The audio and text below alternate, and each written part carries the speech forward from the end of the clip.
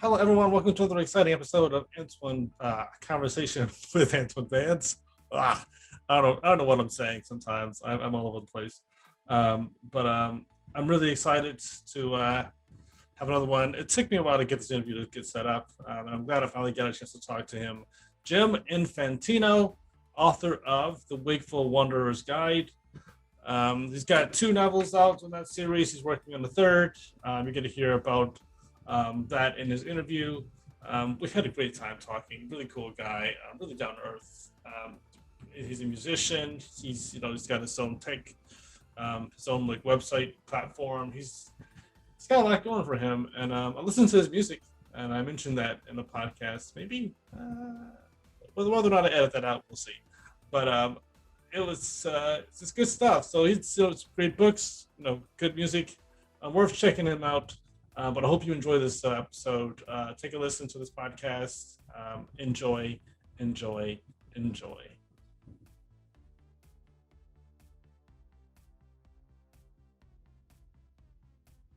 Hi, Antoine. How are you? Doing great. Sorry about the timing. Oh No, my no goodness, problem. this morning has this actually the Really not a past problem. month has been total crazy. I can't even. Is this? Is this? Wow. It's been hard for us to get this appointment going. I know. It kind of shocked me. Usually things just kind of like fall into place, but this whole month has just been, or at least the last month's been just all kinds of stuff going on. So Yeah, I think for both of us, we had a number of big events last week, and that so it didn't work out. And then yeah, we had rescheduled from before, so I don't remember why that didn't work out, but it didn't. I think it was like a friend or something. Yes, that's right. Friend was Yeah, coming in. yeah. That's right. Right from Portland, Oregon.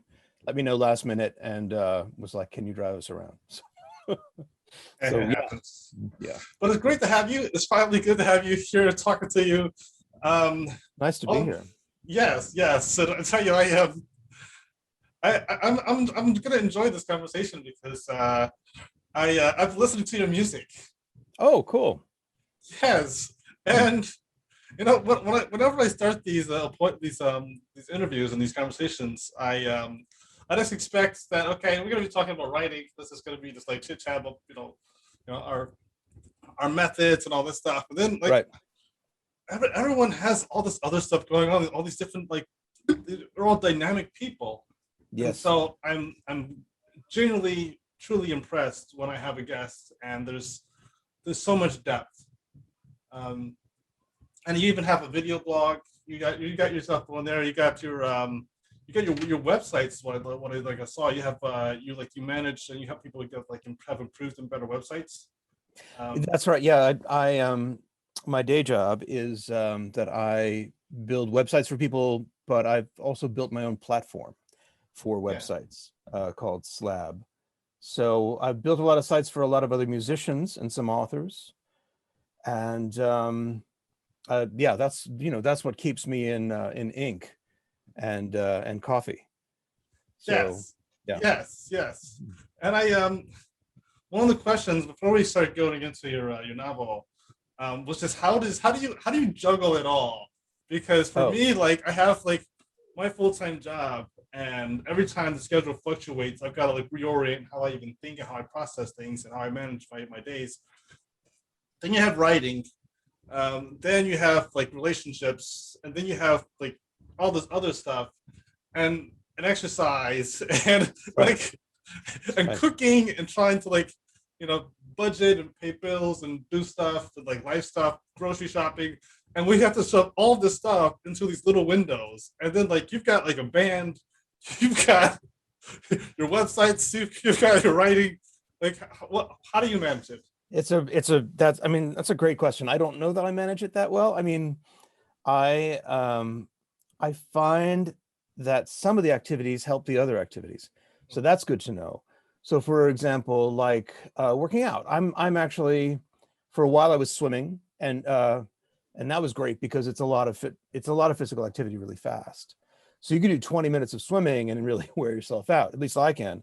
And however, then the pandemic came along. Swimming wasn't really, going to the public pool was like not a, it's a no-go. Yeah. So I just decided I'd maybe try running again, but I always injure my ankles or knees when I run. So I just decided to like walk.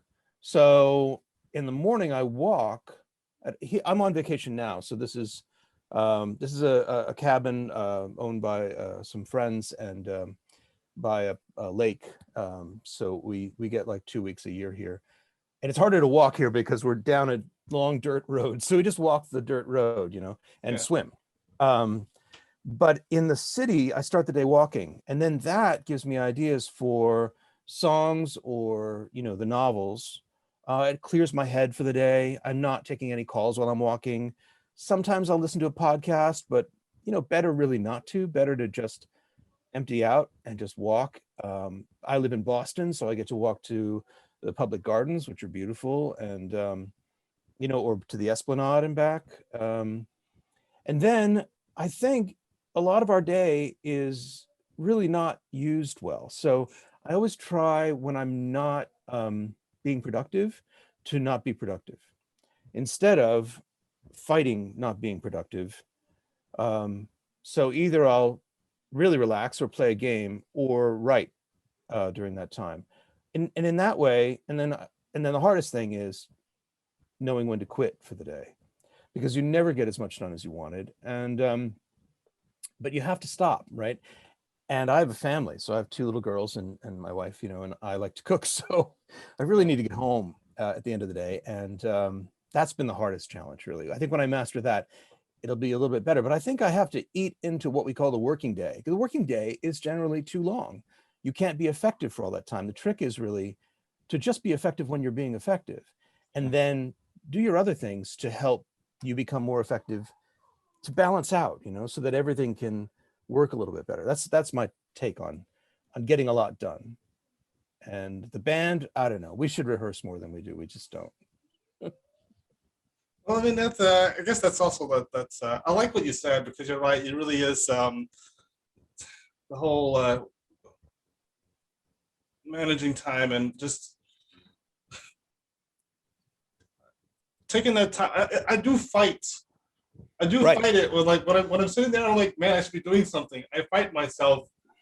Like, even just like just trying to just relax and watch a TV show or something. I'm just like, I should be doing something more productive.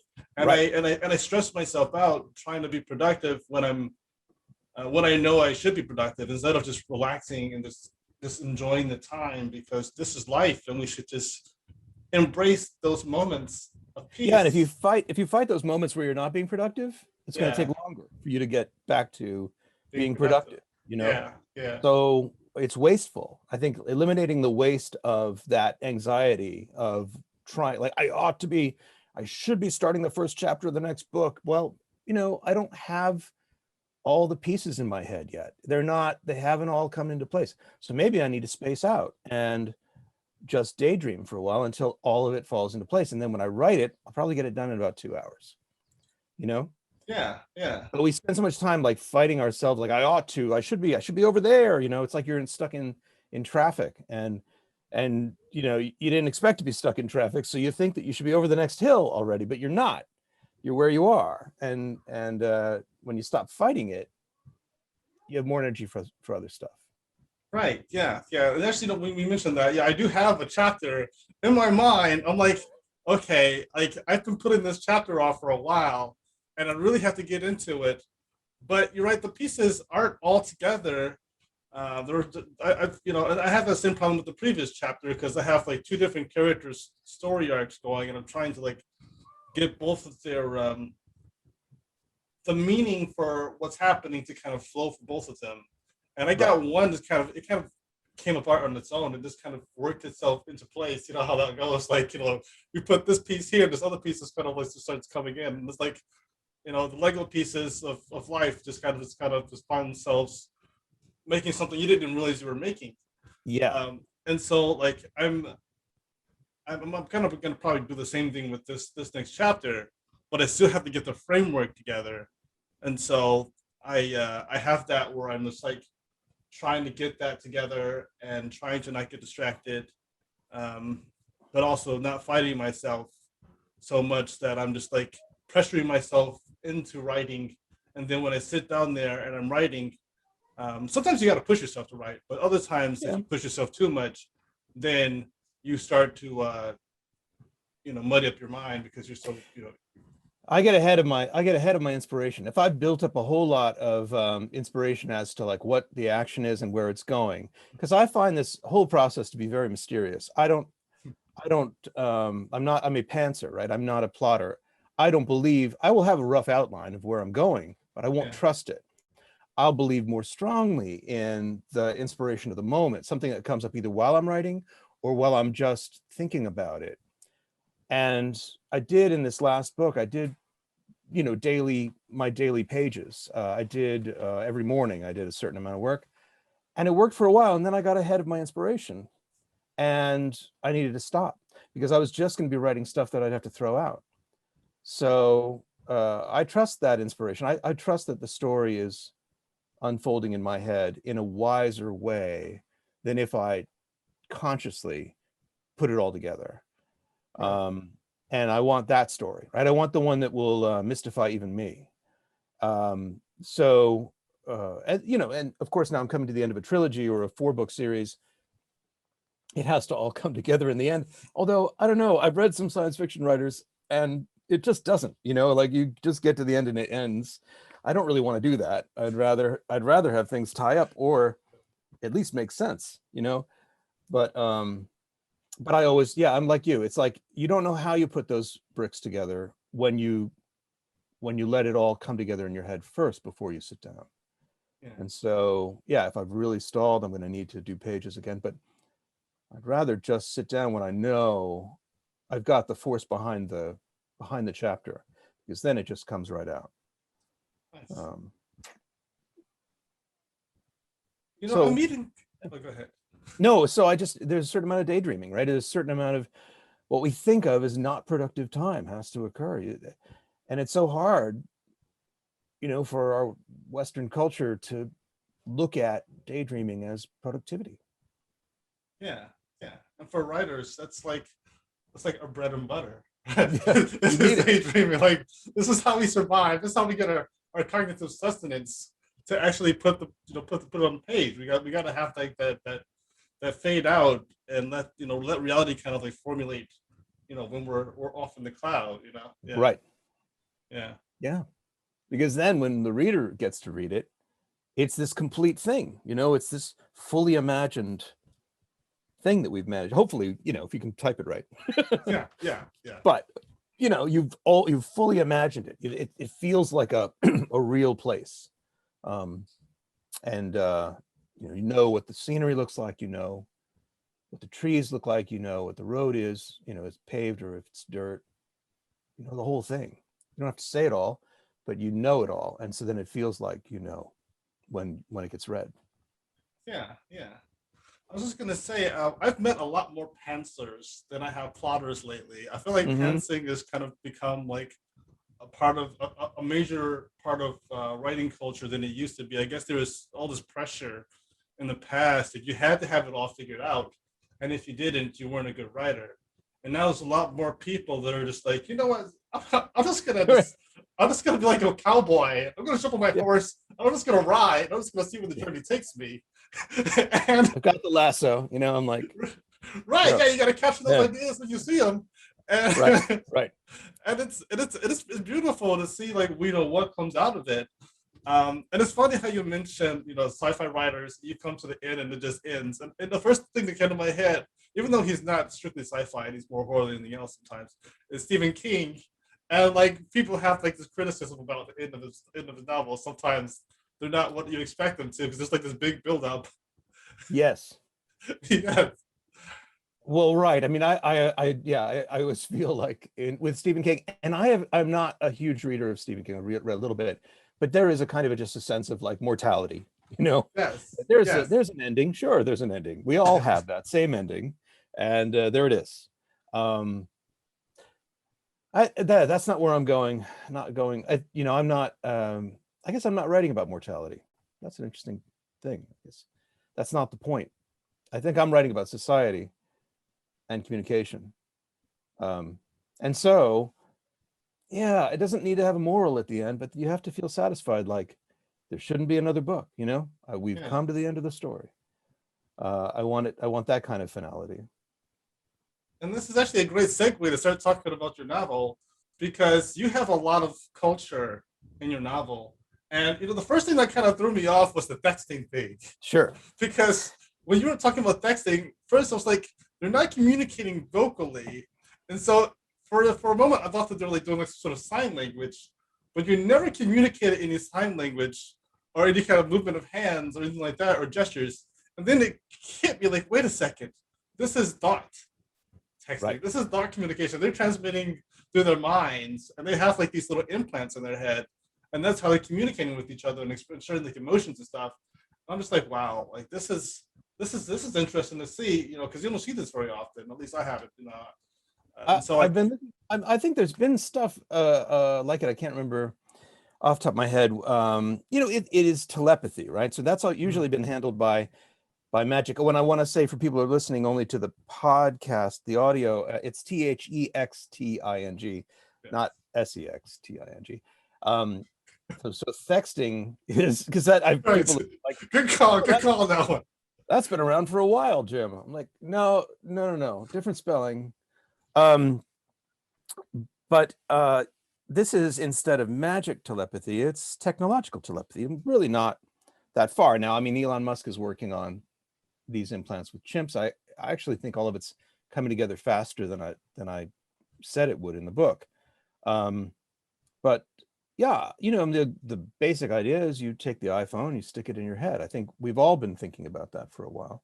It may be that we haven't seen it in television shows because it's hard to show in a TV series and easier to write in a book. Yeah. But yeah, so what happens when the speed of communication gets even faster, and people don't have hardware? They have wetware in their heads rather than hardware in their hands to communicate. Then communication gets even faster than it is now, and the experience sharing and following all becomes a lot more intimate. It changes society in pretty profound ways, at least as far as I've imagined it. There's changes in the economy, there's changes in family, there's changes in the way people gather together, create communities, much more tribal, but the tribalism isn't based on location necessarily. There's a kind of bastardized word that I'm using in the books called n'importe, which is sort of from French patois, which it's just made up, meaning it doesn't matter where. And that, so I wrote that, and then the pandemic came along, and we got a taste of n'importe. It was, it doesn't matter where, we're working remotely, we're relating to each other remotely. You and I right now, relating to each other remotely. But the implanted telepathy changes that, makes it much faster, much, more extreme, I think. But it all sort of makes sense because that's what we want, in a way. Yeah. We want that intimacy without necessarily having to physically be there.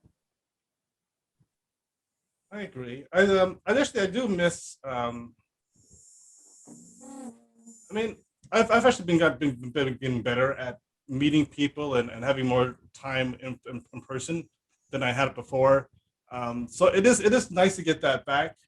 But yeah, you're right. When everyone was separated, there was that isolation, and it's nice to be able to the idea of having the ability to communicate and have that intimate connection from a greater range. Sharing my thoughts, I don't know.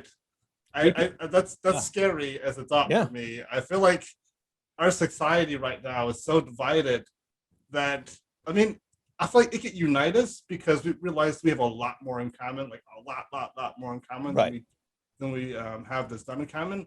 And that could be a bridger, but there's also like communication faster. I feel like communication is, sometimes it has to get slowed down first. I think as a culture, we need to slow down.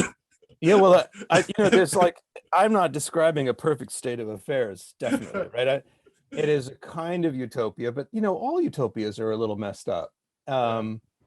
I wanted to try to imagine more utopia than dystopia in the first book, which takes place after a climate catastrophe. So we could go straight to just hoarding canned goods and bullets, right? But it doesn't go that way. People try that, but it's not good enough, right? Because human beings are social animals. They get strength in groups. We don't have powerful claws or teeth. We're just weak, right? But we're very strong in groups because we tell stories to each other. So the people who tell stories better with each other become more powerful than the people who don't. And there is another faction. Society is split. There, because people are being so extreme, putting these implants up their noses, the other half, which are still strongly religious and believe in family, they shun all technology now because they believe technology is now created a post-human world that they don't want to, that they would fight, like it's the devil. So there's still a split. The society that embraces the technology, yes, they're closer in some ways, but also divided in other ways. And then the traditionalist society that is Luddite and afraid of technology, they're split in other ways too. So in a weird way, it's all exactly the same as things are right now. It's just more extreme. Yeah. I like when you describe it. I was thinking you were describing pretty much like the nature of what's happening in your novels. Right. And the conflicts that exist between these people, and it's like, where do you find those bridges? And you have I was looking, you have 2 novels out, but you said you have a trilogy, or even 4 books. So what are we what are we gonna see? What's your plan as far as like getting it all out? Like you said? Sure. Yeah. The first novel is The Wakeful Wanderer's Guide to New England and Beyond. And then the second novel is The Wakeful Wanderer's Guide to Disillusionment. And the first one focuses on a historian named Mardo, who likes to unicycle around and talk to people, which is strange among the interconnected, which are the technologically upgraded people in the society that I'm creating. It's strange because they don't tend to travel at all. They tend to stay where they are, where they're comfortable, and then visit remotely, right? Like everything was Zoom, but Zoom was about 100 times better. Yeah. But Mardo actually likes to go and meet people in person, which is strange, right? So people find him a curiosity and they follow him, and then they get to visit these places by, through his perceptions. And he's writing all the time. He's kind of doing like a Substack, like a Twitter thread constantly that they can read, of his reactions to this or that situation. And but then Mardo has a bit of a crisis because he's not quite sure of where he's from. So that's thrown into confusion when he meets someone named Helen. And that plays out a little bit. There's a lot of players in the books. There's many different perspectives. There's the traditionalist Barnabas, who's sort of the leader of this town called New Atlantic, which is right outside of where Atlantic City fell into the sea. There's Raylina, who is the head of security in a town called Riverside that is in touch with an artificial intelligence. There's this guy, Maxter Ubergy, who's an inventor of vertical farms. And then there's the whole system of merit, which is the economy among the interconnected, which is like our economy, but upside down, where you create things to give away, and then your merit increases, but it's all based on a percentile. So you don't get to accumulate anything. But the luxury in the merit economy is far better than the luxury we have now, because if, let's say, you're somebody like Maxter that everybody adores, people will spend their whole lives figuring out what you like most and giving it to you. So you get whatever it is that you like most whenever you want it, before you even know you want it. So the people who are at the very top of the merit society are in a great situation. People at the very bottom are in a very bad situation. That's not different than what we have now. So the end of book 1, we kind of come to this turning point for Mardo. Book 2 is much more about Helen. And then we catch up with Mardo about halfway through that book. And there's a there's a third player I don't want to go into or give away anything.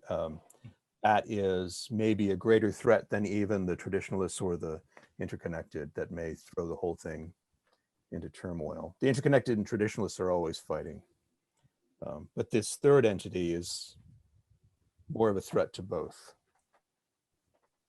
You always have to have like that outside that the one force is like, who's gonna, like, you're fighting. While you're fighting, I can definitely kind of step in there and I can accomplish my goals. Like that's kind of like the perfect evil genius thing. Like, you know, you let them clash among themselves. You know, while they're distracted, the real work can be done. Like secret society kind of stuff. Like, yeah, you gotta have that. You know, that someone that just like. And what if the third entity is not bent on destruction but on unity? But a unity that would destroy the purpose and meaning for both of the, so there is destruction. The destruction from one angle looks like a good thing.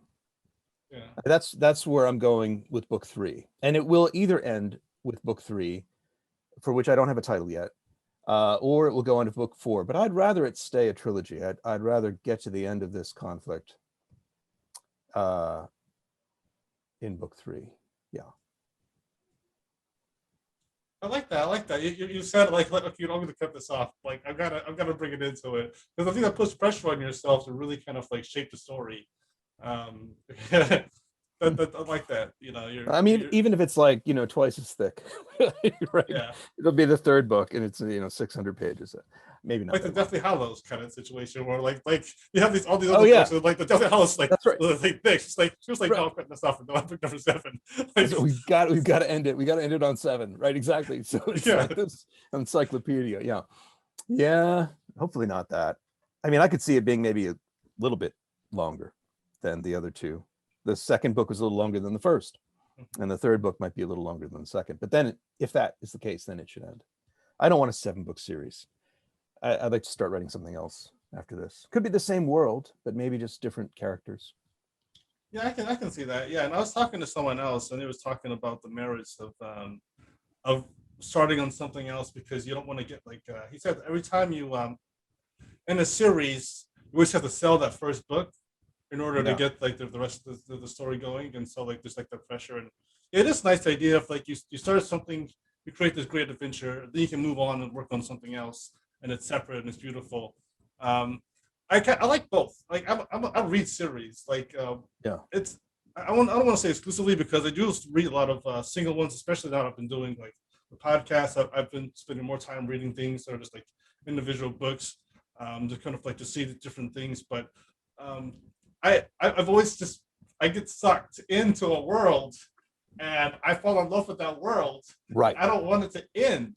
So I'm like, okay, we see 3 books, we see 4 books. Where are my 5, 6, 7, 8, 9 other books? Like, that's a great question, though. I mean, does it always have to be? Are we in love with the character or the world, right? And I think that's true. I'll really need to hear from my readers. So far, I'm not sure. I think they love Mardo. I'm thinking about a treatment of the exact same story, but from Helen's point of view.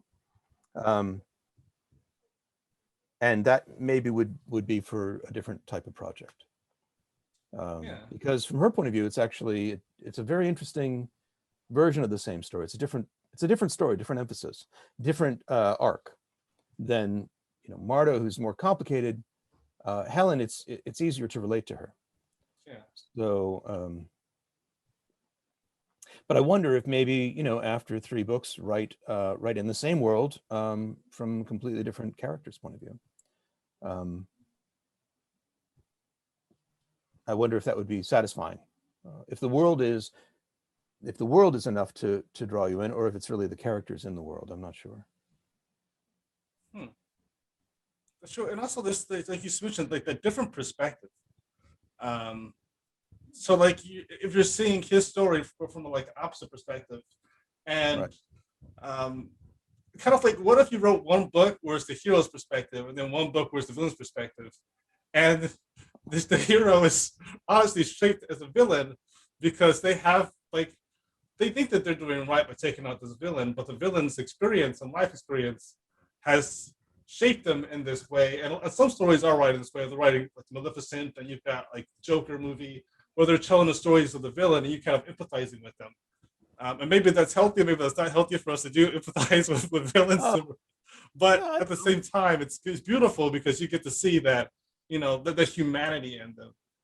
So a long time ago, I read a series of books called the Gap series by Stephen R. Donaldson. And the very first book is it's not The Gap into Power. I think that's a later book. But there's a character, Angus Thermopylae, and Nick Corso. And in the very first book, Angus looks like the bad guy. And then you keep reading, and you get, for that book, Angus is the bad guy and Nick is the good guy. And then in future books, you find out just how bad Nick is. And you don't necessarily feel like Angus is particularly good. yeah. But now you've got who's worse? Is it Nick or Angus? Or is it this other guy that we learn about? So, and it's mostly guys. Donaldson is a little man heavy in his writing, but great stuff. The Gap series, it really twists you around because you never know who you're supposed to be rooting for. I like that. That's you're right. And there's this is movie, not movie, it's this TV show that came out recently. And it's for the life of me, I certainly can't remember the name of it. Oh yeah, Cruel Summer. Okay. I'm not sure if it's like this. It's on Hulu right now, and it's a story about this this girl that gets abducted, and then she's released, or well, she's abducted. I'm not going to spoil people this other show, but she's abducted. Okay. And she's missing for this long time period, and she accuses this other person of knowing about it. And you have this one character who's seems like this really sweet girl who's this little like a little, who wants to be liked and appreciated and like to be like popular. And there's always like that girl that like wants to be popular, she's envious of that, and when she gets an opportunity, she takes it. And this other girl who's a popular girl who has, her personality issues, but overall she's still human herself. And there's this dynamic, where the story like these keeps, you never really know, like you never really trust like who's telling the truth about what. And I love that because at the very end of the show, at least at the very end of that first season, you discover that one of the characters you've been rooting for, you really honestly couldn't trust. And I loved it. I love that like surprise of like, I knew she was shady. I had the suspicion, but at the same time, she seemed like so good of a character. So like you really wanted to support and believe that she was just a victim of the situation. And it's all messy and it's all a lot more complicated than you realize it is. And I love stories like that where that sounds great. yeah. So I feel like I spoiled. I'm in a cabin in the woods, and I don't know if my internet connection is fading out here. Just let me know if I slow down or anything, and we can maybe pause while it gets better. But yeah, I agree. I love that. I think you can overdo it.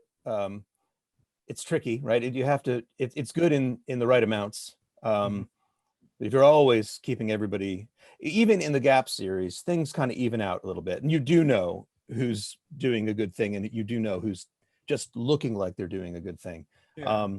But if it just keeps switching, that would be not very satisfying. But I love to be able to find out what's going on. That is something I really like, to be left in the dark on some books. There's how am I doing? Is the internet slowing down? For a second, it did kind of like pause. You're slow. Yeah. But we're still good now. It was just like that brief moment. Like, as soon as you said it was going to happen, it happened. Okay. No, I saw a warning come up. What was it? Oh, the book Anathem by Neil Stevenson. That was one I just loved because I was so lost for half of the book, maybe more, maybe 2/3 of the book. I had no idea what was going on, what he was describing, where were we, why were things like this, and then 2/3 of the way through, I was like, oh, and that's so amazing to be able to do that, to be able to keep you interested, but also totally lost for so long. And some people didn't like it. I mean, some people it's not their cup of tea, but it's the kind of thing I totally love. And I'm trying to do that, but I'm, listen, a couple of 3 chapters, 4 chapters, I'll keep you in the dark. Not like most of them. I thought that was really bold. It is. It's like it's a suspense novel, but you can only have so much suspense. You have to like feed them like just enough breadcrumbs where they're going to keep following you. Because if it's like too little, then they're just going to drift off to find something else to sustain their appetite. So you're right. That's you got to be careful with that. I feel like I got to get better at that myself because I don't want to put too much out there, but I feel like sometimes I try to simplify things. I'm trying to give more away because I like to phrase after phrase this. I like to inform and show, but I realize sometimes I have to do it in a way to where I keep people hooked, but I don't give them too much information where they have all the information right away. I've got to give it to them like piecemeal, and I've got to it's like the carrot. They're gonna reach for it. Yeah. So I gotta get better at taunting, and less on just give them little nibbles. I had my early readers for the first book. They came back with feedback. It was like, there's too much to learn here. You're just mentioning all kinds of things like the matriarchal naming scheme, right? If I just started calling people like Matt, Joya, Alyssa, Alicia, Susan, without explaining that was a way of tracing, instead of using last names, it was just tracing back the first names of the foremothers, going back 5 generations. And so, yeah, there were certain things that the early readers were like, you need to just say this. You need to just tell us what you're doing, because you're going to lose too many people, who are like, what is this long string of names? It makes no sense. Yeah. So I did, but I regret it now. I wish I had been a little more hardcore about it. I wish I just lost the people I was going to lose, because some people love that. They just love to be, kind of like, what the heck am I going to find out what this is? And then you do eventually. And there's a whole chapter almost on it. But yeah, it's really hard to know. Yeah, I was kind of curious because when I saw that, for one thing, I was thinking like, as a writer, you got to keep track of all this stuff. So, Right. so I'm first, what brought this to your mind to do this? Because I haven't seen especially people go that far back. Usually they're you get maybe Jonathan, son of George, and right. or you get that you see I know biblically they have this whole you can go through this. So this person begot this person, this person begot this person, this person begot this person. You can go through this whole hit, but having their names, what brought you to come up with that? Yeah, so I was just thinking about, I guess it was there's all these projects now like Ancestry and tracing people by DNA. And it occurred to me that our naming structure is highly inaccurate.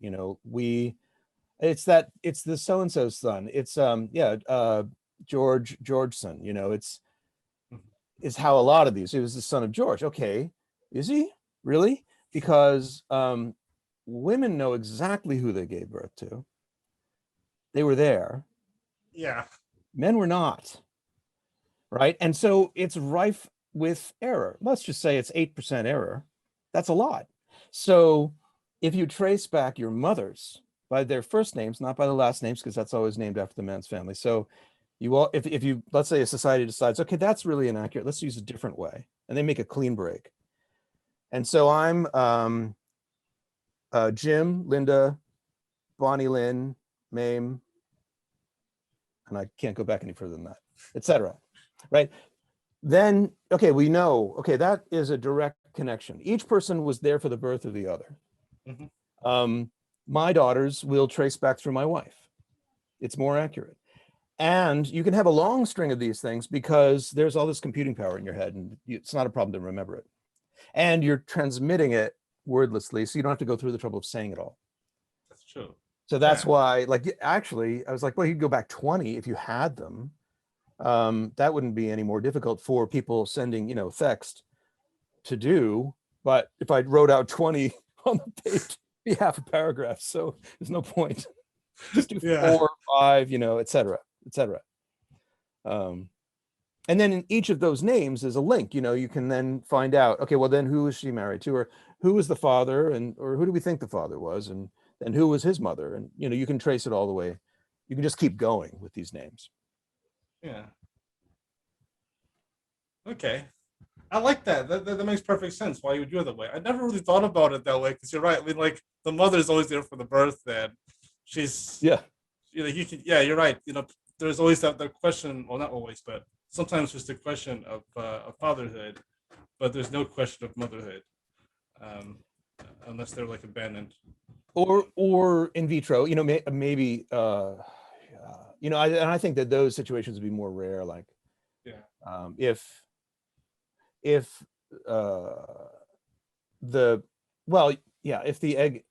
zygote was implanted in another woman and then she gave birth, well, then she was not the mother, but she was the surrogate. Mm-hmm. I haven't dealt with that. Huh. Well, maybe, hey, there you go. That's not for surrogate now. You can toss the surrogate in there. Throw the holding off flag for that one person. Everyone's like, wait, what? Like, you gotta hyphenate the mother. You gotta be like exactly. That's great. Susan Linda. Right. that there's a surrogate mother, and like, okay, which way do you want to go? Through the surrogate or through the biomom, through the genetic mother? I like that. Yeah. So when I was reading your book, I thought that was interesting, because I thought that you do you read travel books? Like, no.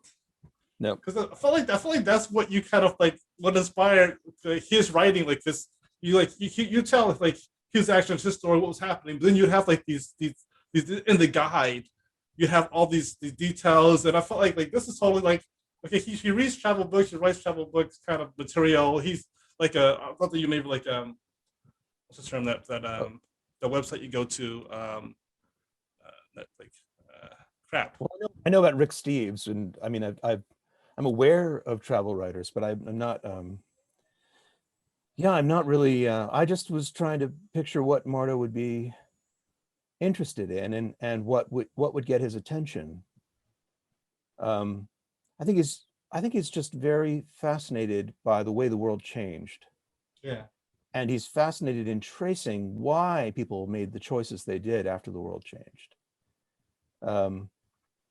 And I think ultimately he's trying to piece together who he is by doing that. That's his main project. Okay. I feel like he had like that. Okay, the different perspective than what I was thinking. I'm thinking he was like this like historian / travel book guy that travels the nation, and I thought you were kind of like maybe similar too. Like you travel, and when you travel, you kind of like you write down things down. Like you go into great detail too about things and like the history and your observations, and you're very the way you capture details, and you share that. So I was like this guy, he really like pays attention, and that's like a traveler's mind, where you go and you like you sit and you're like you go to this remote town and look at this little small coffee shop, and you appreciate that coffee shop. Right. and different people, the citizens are walking by, and you just kind of like you lock that in and you write that down, and I kind of visualize you being like that guy that's like writes his own travel book. It's a great observation. I never thought about this, but I think you've got something there. Is that here's the difference between Marto and a travel writer. A travel writer is writing for people who will eventually go and visit those places, and Marto is writing for people who won't go to visit those places. They're going to find everything out through him, and so if he can't really experience the whole town, he'll go and experience some little small part of it. But that's also, and the reason I realize now that I'm probably able to write him was that I was a touring musician for so long. So I would go and I would experience just this restaurant and that club, and then the next day I'd be in a different town and I'd experience like this cafe and that college campus and that ballroom and then this hotel, and then I would go be off, but I remember all these places, and I know kind of, you'll arrive someplace and the environment the air will feel different, or the smells will be different, and that's because of the different trees and the different flowers or lack of, or that there's so much lawn or asphalt or something, but when you're moving around like a touring musician, Mhm. you're always aware of like how the environment is changing around you Yeah. as you hit these new places. You go to Fargo in February, you're very aware of how the environment is affecting you. So Of course, yes. yeah, and you're going these places not when the tourists go. You're going there usually when the tourists are not there, right? When people are bored, they want some entertainment. Yeah. So then send us in, and it would be, Fargo in February. Well, honestly, I think the best time to go is when tourists aren't going. I'm one of those Yep. guys that I want to have my space. Like, when I go to the movie theater, I like to go when there's like maybe two other people in the theater. So like I'll go like on like a Wednesday night or like a Monday night, and there's like seats galore and there's places to myself. And the same thing with like traveling. If I'm going somewhere, like I went to DC with a friend, and it's really hard to go to DC when it's not crowded.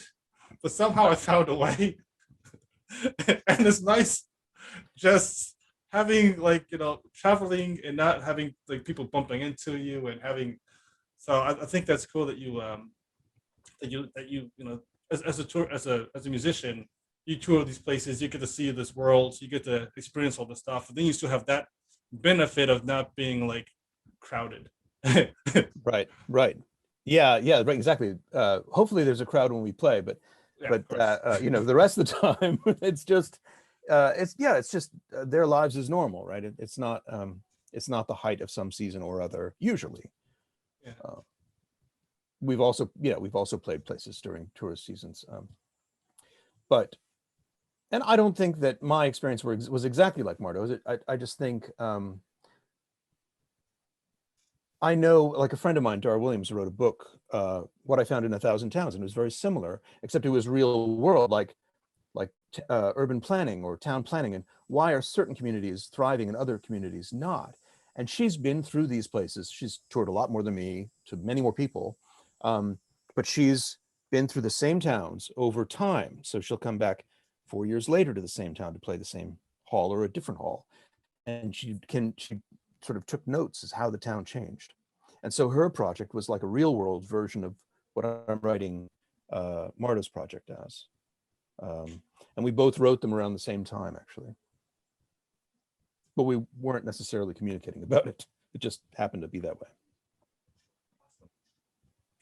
I was curious about the meritocracy in your novel, because I know you put a video about it out there, but like I just want to say, like, do you think we can survive in a meritocracy? Yeah, it's really funny because meritocracy just recently in the past couple of years has like taken on this dark tone. Meritocracy, I think the system of merit that I'm writing is successful for society because it completely abandons our current system of currency. If you have both wealth and meritocracy, it becomes perverse.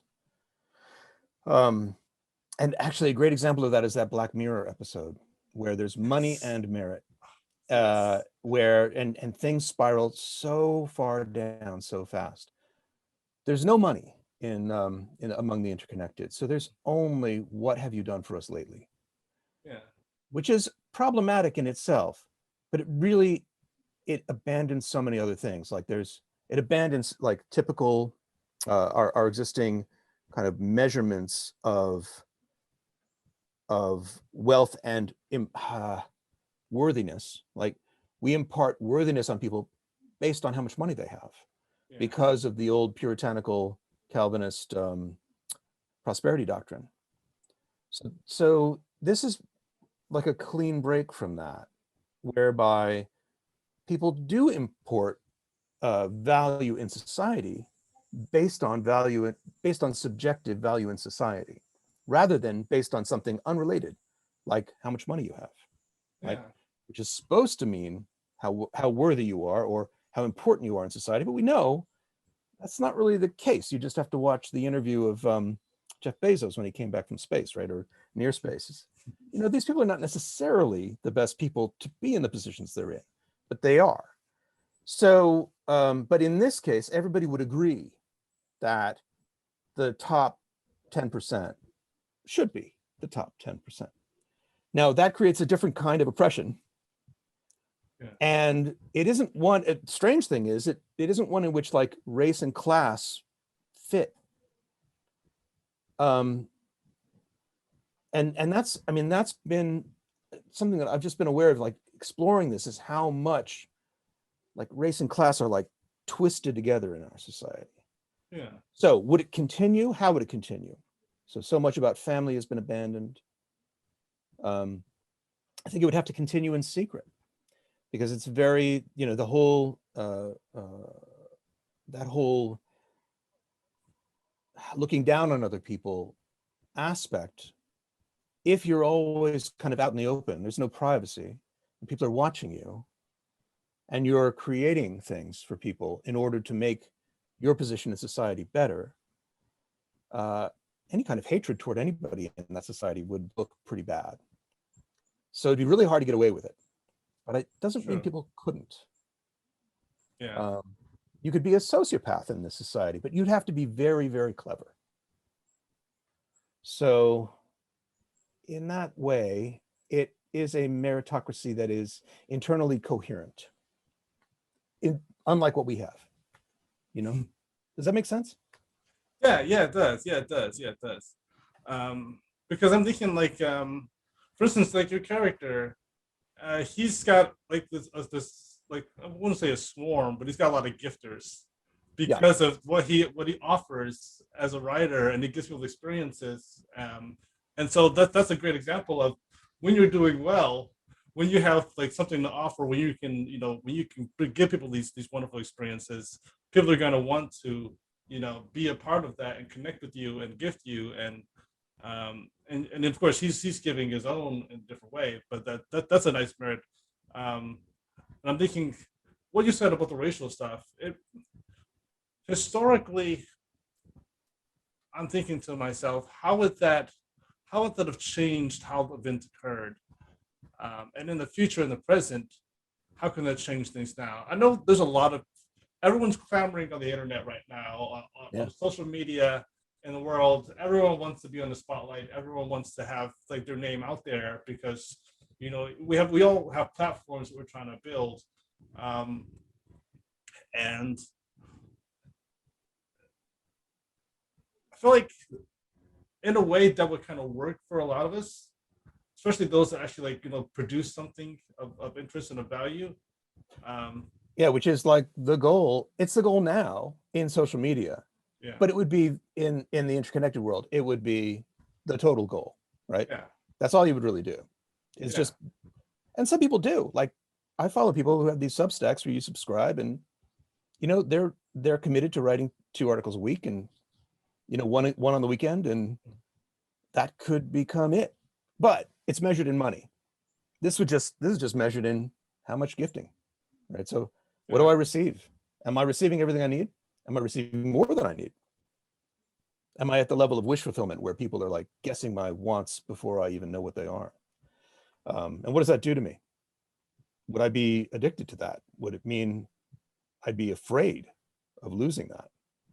Yes. Like all this kind of comes up, but then I wonder, like, so it's just, I'm sure I'm missing stuff, but the more I dig into it, the more a lot of the things that we kind of, how a lot of the stuff that we struggle with in our current system is interconnected. It's all bunched together. And that whole idea that you are worthy because you have money, that's also connected to being worthy because you've got lighter skin, or this or that heritage or that family. It's all mushed up. And I guess I'm positing that a group of people could just say, nope, we're going to do something else. Yeah.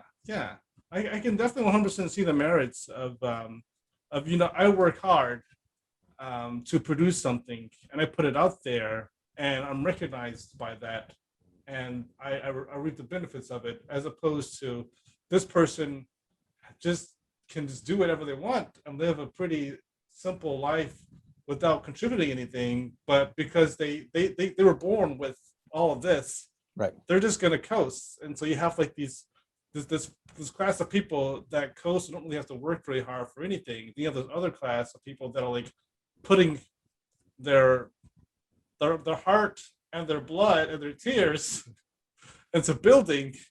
And in some cases, they put all the hard work into it, and then things either don't fall into place or they even get sabotaged.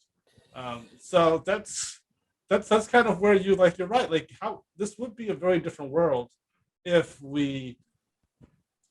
I wouldn't say a completely dramatic change, because I feel like at some point you want to retire, and there's like that fear of like, okay, I can do this meritocracy for a while, but eventually at some point I'm gonna want to like stop. Or you don't get to keep anything. You don't get That's to keep the big problem. So there aren't really a lot of old people, right? I mean, where do they go? So that's part of the whole series. But yes, it works great up to a point. Up until they're like, I'm tired. And then once you're tired, you're done. Like, that's right. You need to leave. Yeah. So that's great. You totally you sussed it. Like, that's totally in. But that's the whole idea of, you build a utopia, you find all the things that are wrong with it. And that's part of the journey, I think. Hopefully that's part of the fun. Was it Logan's Run? Was that? I'm trying to remember a movie where like the old people kept disappearing. Was that Logan's Run? That was Logan's Run. They killed him. I mean, they literally just killed him in that movie. It was great. Oh. At 30 years old, you're gone. You're done. Oh, literally done.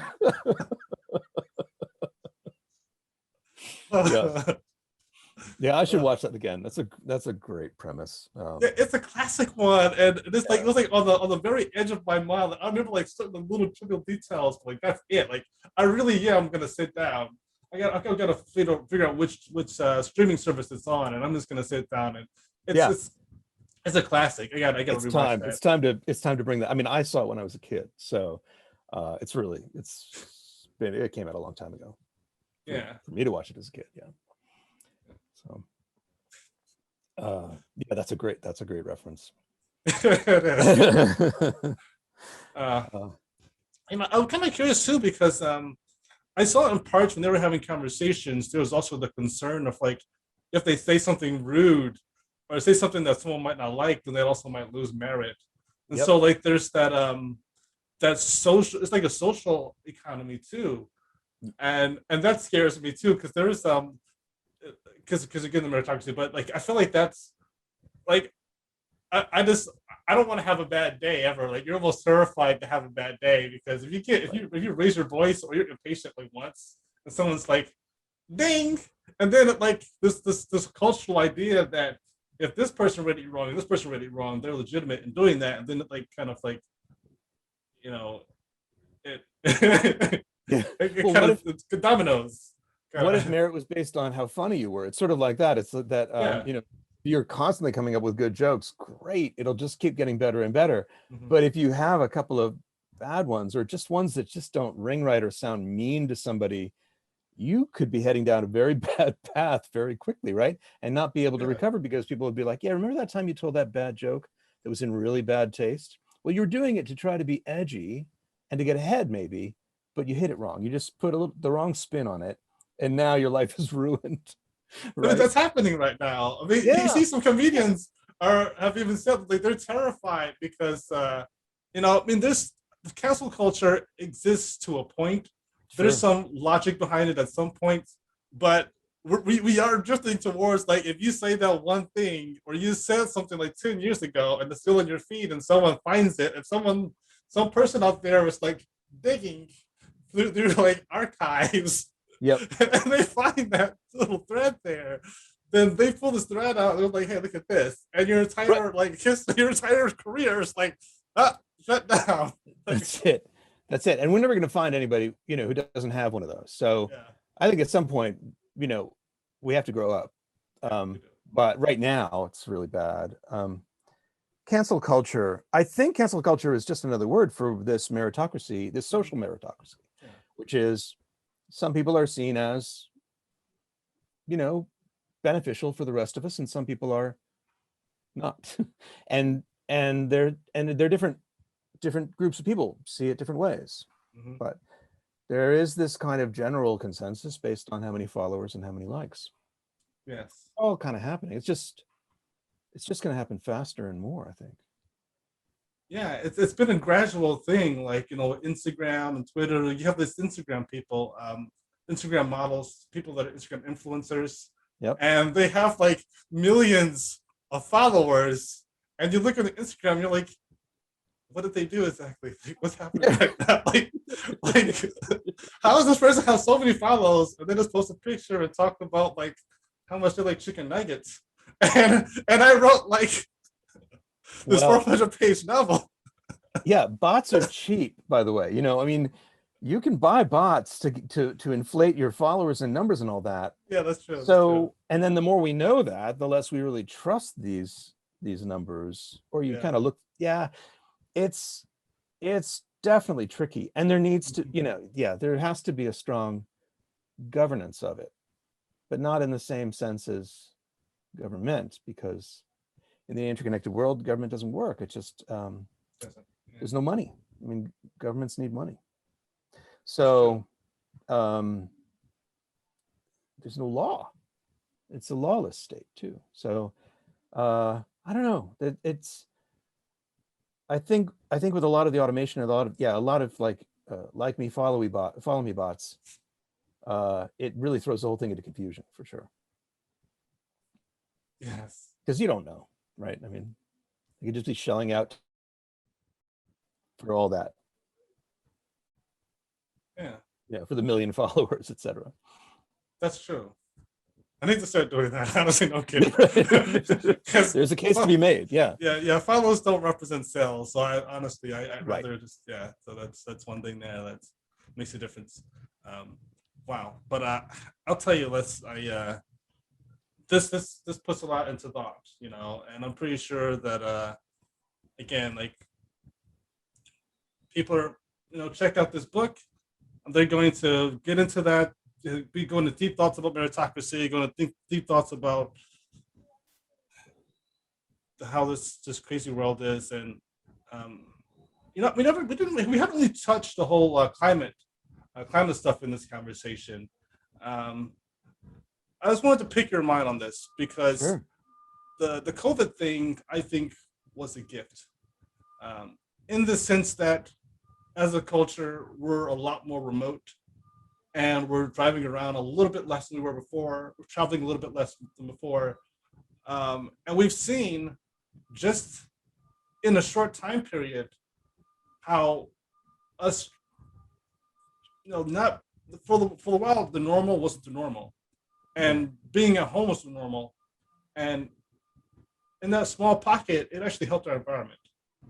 And so we could avoid, some of the things that happened in your novel, and all the storms, all the crazy, climate stuff. And it's like, what are your thoughts on that? Do you think we should just stay? I actually think that the climate changes that happen in my novel are the optimistic scenario. Mm-hmm. I think we need to make extreme changes before the extreme changes are made for us. Mm-hmm.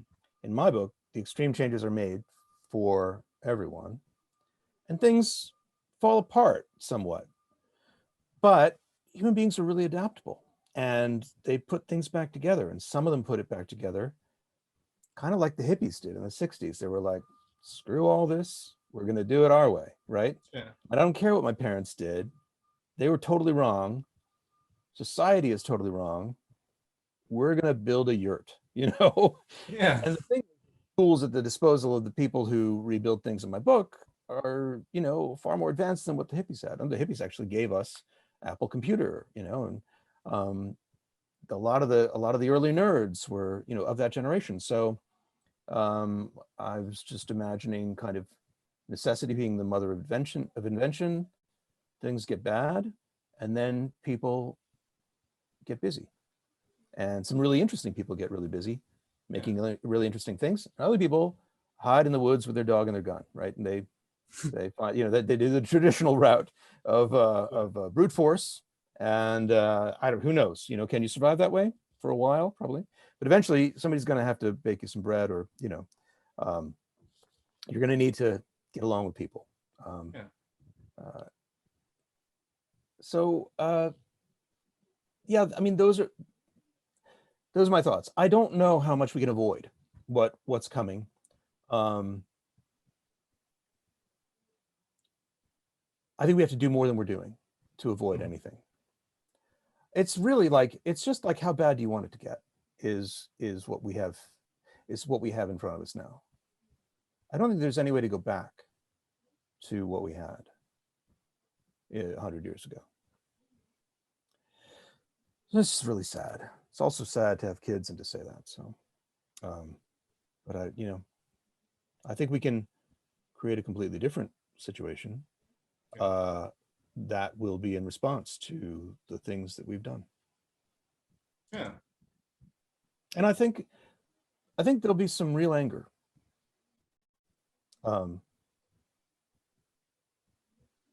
Because this wasn't done necessarily even by accident, and it wasn't done by anonymous groups of people. It was done for profit. Oh yeah, 100%. Yes, a lot of our damage, I mean, even now it's still happening. People are just like turning a blind eye to the reality that we've had years, decades of opportunity to, you know, to take advantage of different technology that could have improved, you know, technologically, just, you know, green energy across the board, but certain companies interfered or bought patents or put things on the shelf that could have. I mean, we could be living like, you know, one of those fictional realms where like it's like we're 100 years in the future technologically if we actually jumped on these innovations and utilized them when we had the chance, and put the funding that they use to hide them and put that funding towards improving and advancing those things. So yeah, I agree. It's even that, and the whole farming, you know, how we eat, you know, how we grow things, you know, we've been killing, you know, bees with pesticides. I mean, the list of things that could have been prevented, the more you look into it, goes on and on and on. So you're right 100% that it's been allowed, and we've kind of stepped aside and just let it happen. And anger is exactly and precisely what we need, but we're not going to get people have to see where the true issues are, who the true villains are, and they have to legitimately have that anger elevated to the point where something can be done finally, intentionally, quickly. Like we have to pretty much like, how do you do that? How do you get people to see that and act quickly and angrily? No, usually when the anger comes, it's not productive.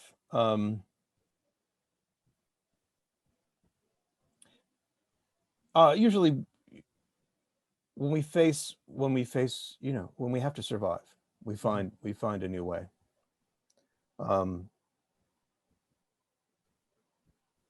But the anger part, that's, I mean, I guess in history, it never works out well. It's always a little bit more brutal than it should be. Yeah. That would be something worth avoiding. That's true. Yeah, that's true. Yeah, I hopefully we can do it without the anger, because once you're there, all you're doing is looking for somebody to blame. You're not fixing anything. But it is the way things have worked out in the past. You know, things get bad, they go in a certain direction too far. Some people get too comfortable, and then there's a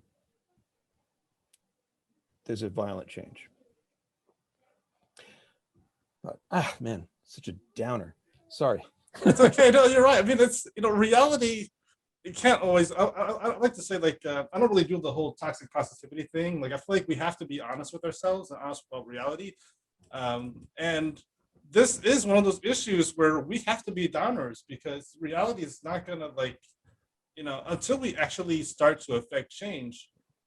the status quo is going to stay exactly, you know, as Yeah. it is. And so we have to have those moments where we're like, okay, this is real.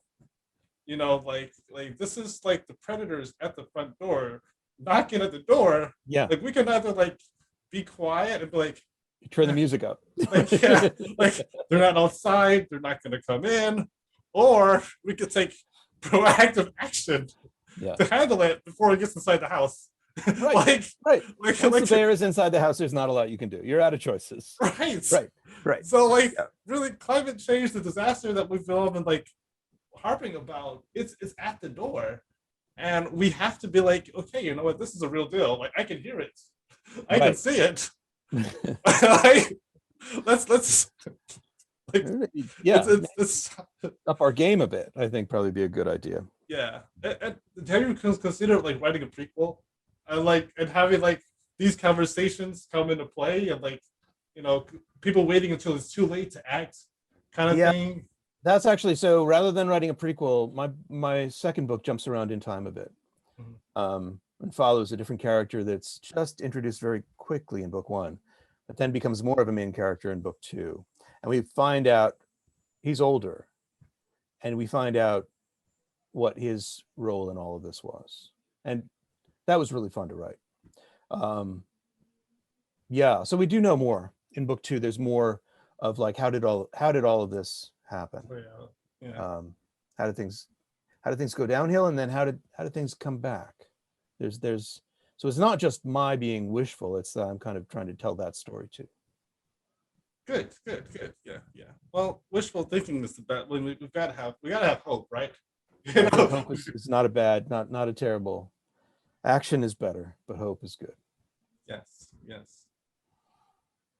Well, I tell you, this hour's kind of flown by, because there were a few more things. Like, I usually ask people certain questions, just like my usual questions. But we've been a lot more philosophical than I'm used to being in conversations, and I love it.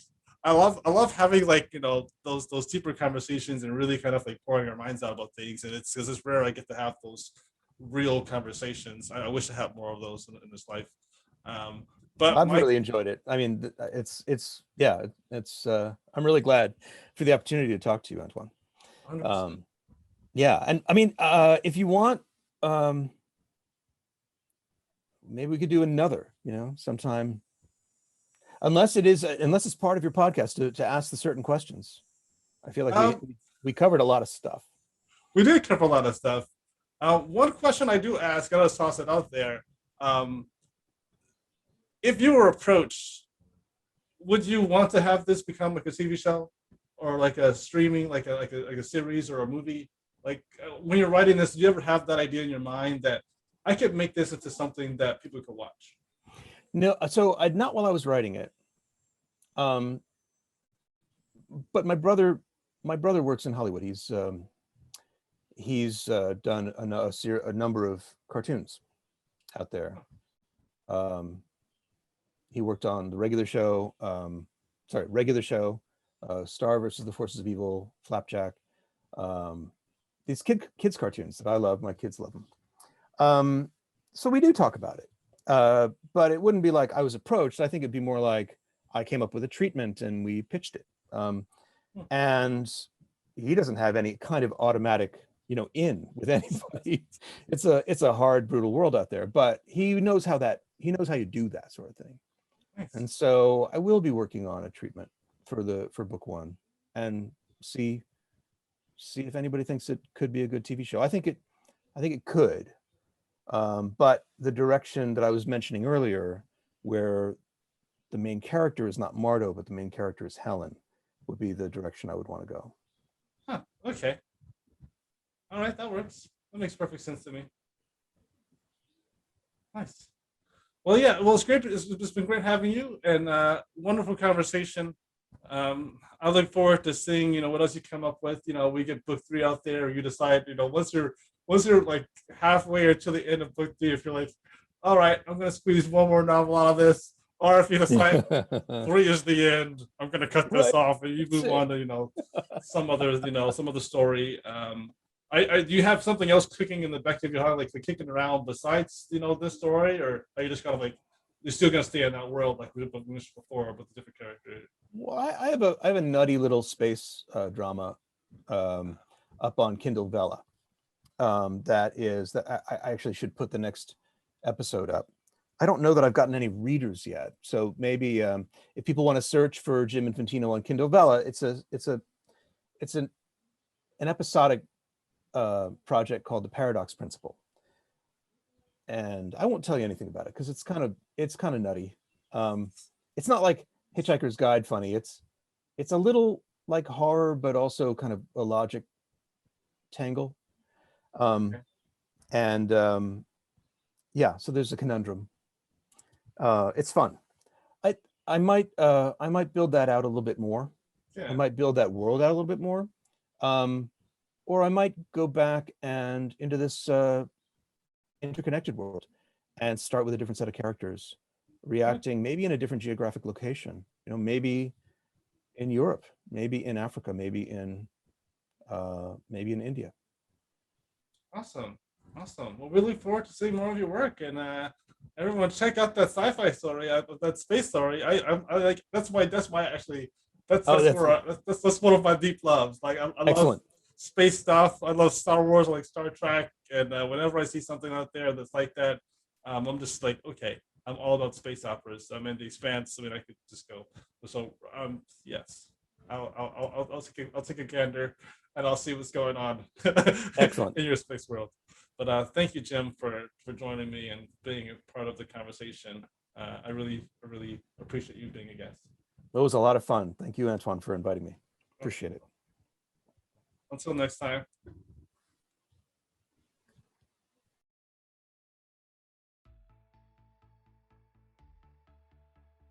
All right.